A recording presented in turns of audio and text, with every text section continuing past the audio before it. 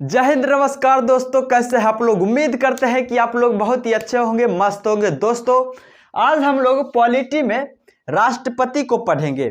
इससे पहले हमने पिछले क्लास में सरकार के अंग को पढ़ा था, जिसमें हमने विधायिका, कार्यपालिका, न्यायपालिका को बहुत अच्छा तरीका से समझ लिया था। उसमें हमने जाना था कि किस किस का क्या काम होता है, यानी विधायिका का क्या कार्य है, कार्यपालिका का क्या काम है, न्यायपालिका का क्या काम है। इस सभी को हमने पिछले क्लास में पढ़ लिया है।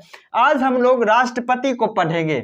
दोस्तों अगर आप लोग किसी भी कॉम्पिटिटिव एग्जाम की तैयारी कर रहे हैं तो आपके लिए यह वीडियो बहुत ही महत्वपूर्ण होगा। यहाँ से राष्ट्रपति से एक दो प्रश्न पूछा ही जाता है, खास करके बिहार दरोगा की हो या बिहार पुलिस हो या बीपीएससी हो, ये सभी में इस सब चैप्टर से प्रश्न आपको देखने को मिलेगा बहुत ज्यादा। दोस्तों राष्ट्रपति संविधान के भाग 5 में अनुच्छेद 52 से 62 तक राष्ट्रपति का वर्णन किया गया है। राष्ट्रपति का पद जो है ये अमेरिका से लिया गया है। राष्ट्रपति का पद अमेरिका से लिया गया है। राष्ट्रपति का पद अमेरिका से लिया गया है। राष्ट्रपति भारत का संवैधानिक प्रधान होता है, जबकि वास्तविक प्रधानमंत्री होते हैं। दोस्तों राष्ट्रपति का वर्णन संविधान के भाग 5 में अनुच्छेद 52 से 62 तक किया गया है। तो हम लोग बारी बारी से सभी अनुच्छेद को पढ़ेंगे। आप लोग बने रहिए हमारे वीडियो में। सबसे पहले अनुच्छेद 52 को देखते हैं। अनुच्छेद 52 के तहत भारत में एक राष्ट्रपति होगा। भारत में एक राष्ट्रपति होगा। राष्ट्रपति होगा। अनुच्छेद 52 में कहा गया है कि भारत में एक राष्ट्रपति होगा और भारत के राष्ट्रपति की तुलना ब्रिटेन के सम्राट से, ब्रिटेन के शासक से किया गया है, जबकि भारत के प्रधानमंत्री का तुलना अमेरिका के राष्ट्रपति से किया गया है। यानी भारत के जो राष्ट्रपति होंगे वो ब्रिटेन के सम्राट के बराबर होगा और भारत के जो प्रधानमंत्री होंगे वो अमेरिका के राष्ट्रपति के बराबर होगा। दोस्तों अनुच्छेद 52 में भारत में एक राष्ट्रपति होगा और राष्ट्रपति भारत का प्रथम व्यक्ति होता है। अब अनुच्छेद 53 को देखते हैं। अनुच्छेद 53 में राष्ट्रपति संघ के कार्यपालिका शक्ति का प्रधान होता है। संघ के कार्यपालिका शक्ति का प्रधान होता है। कार्यपालिका शक्ति का प्रधान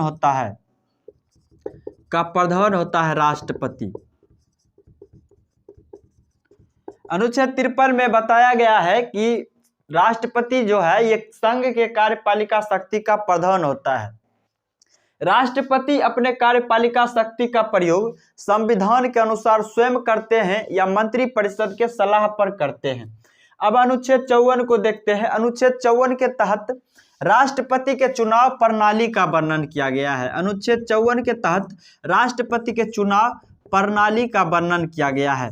इसमें बताया गया है कि राष्ट्रपति के चुनाव में कौन कौन से सदस्य भाग लेते हैं। तो जानिए, राष्ट्रपति के चुनाव में संसद के सभी निर्वाचित सदस्य, राष्ट्रपति के चुनाव में संसद के सभी निर्वाचित सदस्य और सभी राज्य के विधानसभा के निर्वाचित सदस्य और दिल्ली और पुदुचेरी के विधानसभा के निर्वाचित सदस्य भाग लेते हैं। 70वां संविधान संशोधन 1992, 70वां संविधान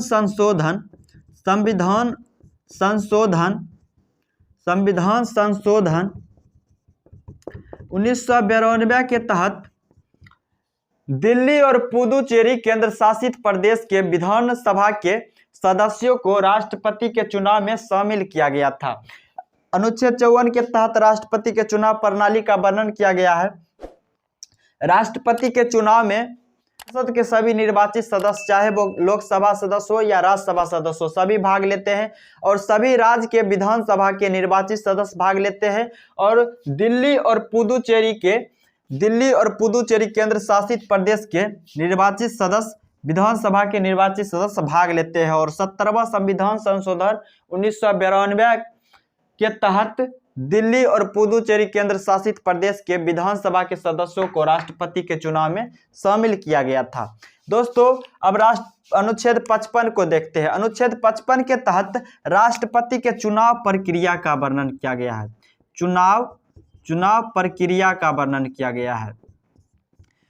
चुनाव प्रणाली का वर्णन अनुच्छेद 54 में किया गया है और अनुच्छेद 55 में राष्ट्रपति के चुनाव प्रक्रिया का वर्णन किया गया है। राष्ट्रपति का चुनाव अप्रत्यक्ष रूप से अनुपातिक मत प्रणाली के द्वारा एकल संक्रमणीय मत प्रणाली से होता है, जिसमें जीतने वाले प्रत्याशी को 50% प्लस एक मत लाना होता है। राष्ट्रपति का चुनाव अप्रत्यक्ष रूप से अनुपातिक मत प्रणाली के द्वारा एकल संक्रमणीय मत प्रणाली से होता है। अब अप्रत्यक्ष रूप से जो चुनाव होता है उसको थोड़ा समझ लेते हैं। अप्रत्यक्ष जो होता है, अप्रत्यक्ष चुनाव, इसमें जनता डायरेक्ट भाग नहीं लेता है। इस चुनाव में जनता के द्वारा चुना गया प्रतिनिधि भाग लेता है। जैसे हम लोग संसद के चुनाव में डायरेक्ट जनता भाग लेता है। संसद के चुनाव में हम लोग डायरेक्ट वोट गिराने जाते हैं।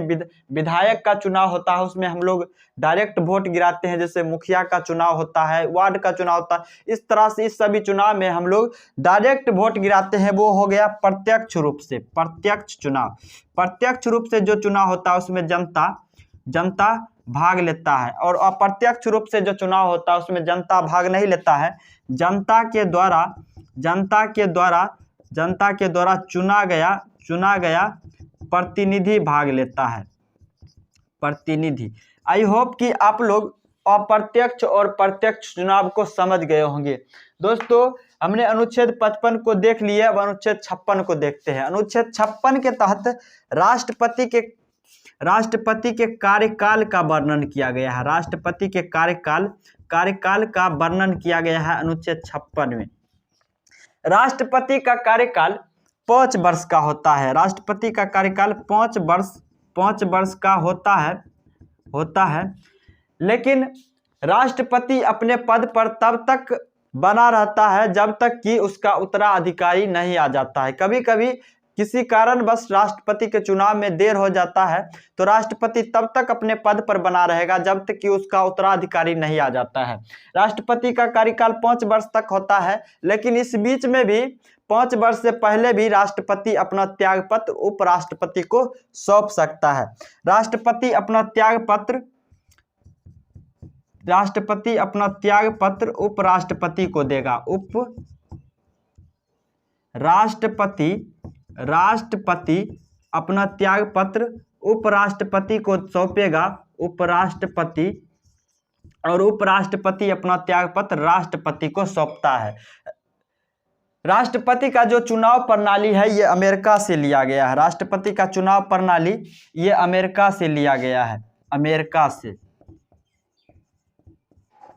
दोस्तों, अब अनुच्छेद 57 को देखते हैं। अनुच्छेद 57 के तहत राष्ट्रपति के पुनर्निर्वाचन के शर्तों का वर्णन किया गया है। पुनर्निर्वाचन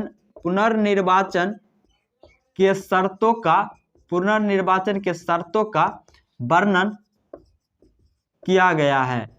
अनुच्छेद 57 के तहत राष्ट्रपति के पुनर्निर्वाचन के शर्तों का वर्णन किया गया है।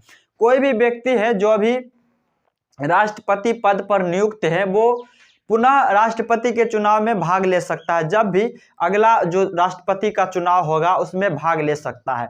भारत में कोई भी व्यक्ति जितनी बार चाहे उतनी बार राष्ट्रपति बन सकता है, लेकिन अमेरिका में कोई भी व्यक्ति मात्र 2 बार राष्ट्रपति बन सकता है। भारत के राष्ट्रपति का कार्यकाल 5 वर्ष का होता है, जबकि अमेरिका के राष्ट्रपति का कार्यकाल 4 वर्ष का होता है। दोस्तों, हमने अनुच्छेद 57 को भी जान लिया। अब अनुच्छेद 58 को देखते हैं। अनुच्छेद 58 के तहत राष्ट्रपति के योग्यता का वर्णन किया गया है। योग्यता, राष्ट्रपति बनने के लिए क्या क्या योग्यता होनी चाहिए उसका वर्णन किया गया है अनुच्छेद 58 में। तो इसको जानते हैं क्या क्या योग्यता होता है। सबसे पहले तो वह भारत का नागरिक हो। जो भी राष्ट्रपति का चुनाव लड़ेगा वह भारत का नागरिक हो, वह भारत का नागरिक हो। दूसरी जो योग्यता है वह है कि वह 35 वर्ष उम्र पूरा कर चुका हो। 35 वर्ष उम्र पूरा कर चुका हो। उम्र पूरा कर चुका हो। तीसरी जो योग्यता है वह है कि पागल दिवालिया ना हो, वह पागल या दिवालिया ना हो, पागल या दिवालिया ना हो। आप सोचिए अगर कोई पागल व्यक्ति देश का राष्ट्रपति बन जाएगा तो देश का क्या हाल होगा। इसीलिए योग्यता है कि वह पागल दिवालिया ना हो, वह सरकार के लाभ के पद पर ना हो, सरकार के किसी भी लाभ के पद पर ना हो, लाभ के पद पर ना हो। और सबसे महत्वपूर्ण जो योग्यता है कि वह लोकसभा सदस्य बनने की योग्यता रखता हो, लोकसभा सदस्य बनने की योग्यता रखता हो, बनने की योग्यता रखता हो, तभी वह राष्ट्रपति के चुनाव में भाग ले सकता है। इतनी योग्यता होनी चाहिए उसके अंदर तब। दोस्तों ये सभी जितने भी राष्ट्रपति के अनुच्छेद है सभी एग्जाम के व्यू से बहुत ही इंपॉर्टेंट है, ये सब बहुत एग्जाम में पूछता है। दोस्तों योग्यता क्या क्या होना चाहिए, तो वह भारत का नागरिक हो, 35 वर्ष उम्र पूरा कर चुका हो। प्रश्न पूछेगा कि राष्ट्रपति चुनाव लड़ने के लिए क्या उम्र होना चाहिए, तो 35 वर्ष उम्र होना चाहिए। वह पागल दिवालिया ना हो, सरकार के किसी भी लाभ के पद पर ना हो और लोकसभा सदस्य बनने की योग्यता रखता हो। और साथ ही साथ राष्ट्रपति चुनाव लड़ने वाले व्यक्ति के पास 50 प्रस्तावक और 50 अनुमोदक होना चाहिए, 50 अनुमोदक होना चाहिए। और राष्ट्रपति चुनाव लड़ने वाले व्यक्ति को निर्वाचन आयोग के समक्ष 15,000 रुपया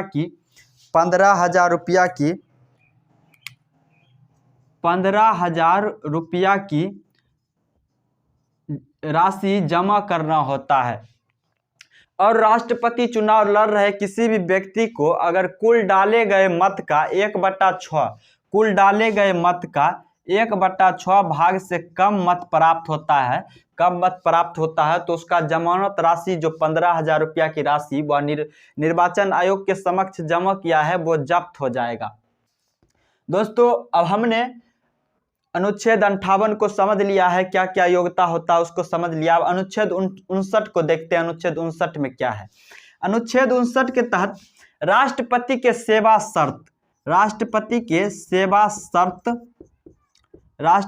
सेवा शर्त और राष्ट्रपति कार्यालय का वर्णन किया गया है। राष्ट्रपति के सेवा शर्त और राष्ट्रपति कार्यालय का वर्णन किया गया है अनुच्छेद 59 में। राष्ट्रपति न तो संसद और न ही विधानमंडल का सदस्य होगा। राष्ट्रपति जो है वो न ही संसद और न ही विधानमंडल का सदस्य होगा। राष्ट्रपति किसी भी लाभ के पद पर न हो और जो है राष्ट्रपति का जो कार्यालय है वो या तो राष्ट्रपति का कार्यालय राजधानी में होगा, देश की राजधानी में होगा, राष्ट्रपति कार्यालय देश की राजधानी में होगा या सुप्रीम कोर्ट के नज़दीक होगा। राष्ट्रपति का कार्यालय कहाँ होगा, या तो देश के राजधानी में होगा या सुप्रीम कोर्ट में होगा, सुप्रीम कोर्ट के नज़दीक होगा। तो देश की राजधानी कहाँ है, नई दिल्ली। सुप्रीम कोर्ट भी हमारा नई दिल्ली में स्थित है, तो राष्ट्रपति का कार्यालय भी नई दिल्ली में है। दोस्तों अनुच्छेद 60 को देखते हैं। अनुच्छेद 60 के तहत राष्ट्रपति को शपथ दिलवाया जाता है। अनुच्छेद 60 के तहत राष्ट्रपति को शपथ दिलवाया जाता है। राष्ट्रपति को सुप्रीम कोर्ट के मुख्य न्यायाधीश के द्वारा शपथ दिलवाया जाता है। सुप्रीम कोर्ट के मुख्य न्यायाधीश सुप्रीम कोर्ट के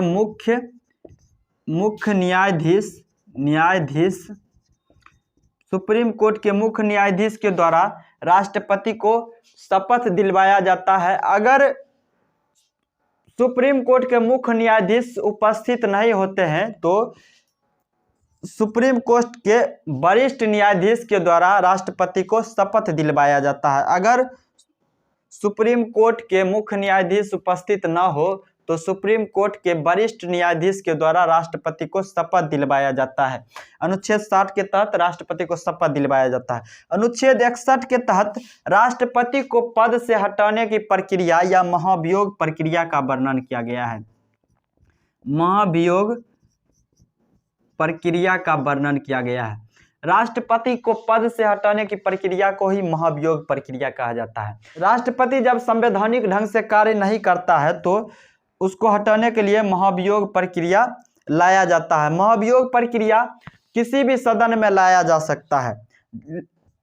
महाभियोग प्रक्रिया किसी भी सदन में लाया जा सकता है। जिस सदन में महाभियोग प्रक्रिया लाया जाएगा उसमें 1/4 सदस्यों का हस्ताक्षर होना चाहिए और महाभियोग प्रक्रिया लाने से 14 दिन पूर्व इसकी सूचना राष्ट्रपति को देना अनिवार्य होता है। जिस भी राष्ट्रपति के तहत यह महाभियोग प्रक्रिया लाया जाएगा उसके 14 दिन पहले इसकी सूचना राष्ट्रपति को देना होता है और जिस भी सदन में महाभियोग प्रक्रिया लाया जाएगा उसमें 1/4 सदस्यों का हस्ताक्षर होना चाहिए और दोनों सदन में विशेष बहुमत से जब यह प्रस्ताव पारित हो जाएगा तब राष्ट्रपति अपना त्यागपत्र उपराष्ट्रपति को सौंपता है। दोस्तों, अनुच्छेद 61 के तहत राष्ट्रपति को पद से हटाने की प्रक्रिया का वर्णन किया गया है। अनुच्छेद 62 के तहत राष्ट्रपति के पद को भरने की प्रक्रिया का वर्णन किया गया है। राष्ट्रपति के पद